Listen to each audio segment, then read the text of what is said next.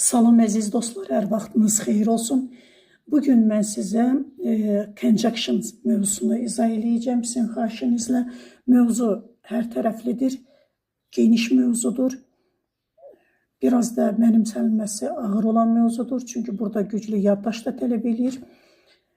Çalışacağım ki, videonu 2 və yaxud da 3 hissədə sizə çəkim ki, ardıcıl olaraq rahat şəkildə baxa biləsiniz. Deməli, bağlayıcılar, coordinating conjunctionslar femboys'dan yadınızda saxlaya bilərsiniz. Femboys verilən bu bağlayıcıların baş hərfidir. İki bərabər cümləni bir-birinə birləşdirir. Yeri gəlmişkən burada yet haqqında operativ məlumat verim. Yet bata bərabərdir.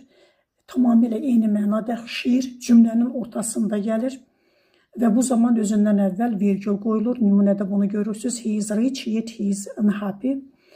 Eyni zamanda yet və bata mənaca bərabər olan however, nevertheless, nonetheless bunlar da amma lakin kimi tərcümə edilirlər və sinonim bağlayıcılardır.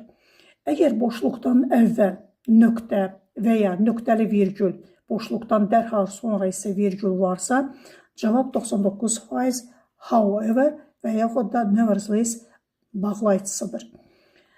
Buna aid misalları görürsünüz. Deməli, bizim burada göstərdiyimiz coordinating bağlayıcılara aid nümunələr var.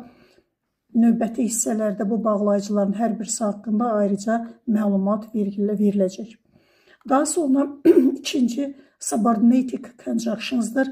Ən çox işlədilən və soruşulan və sizin test tapşırıqlarında rast gəldiyiniz bağlayıcılardır. Bunları bir video materialları dayandırıb rahat şəkildə baxa bilərsiniz. Hər isimə aid cümlələr verilib. Üçüncü, correlative conjunctions'dır.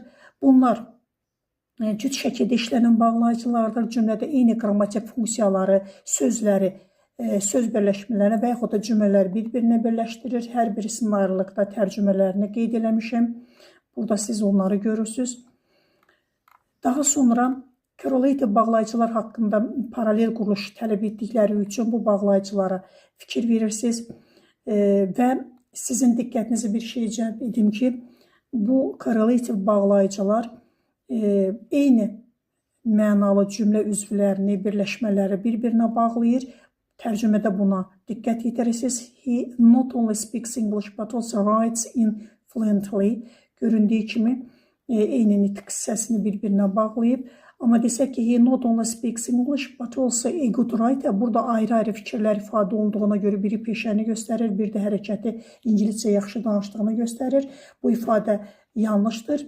Çünki burada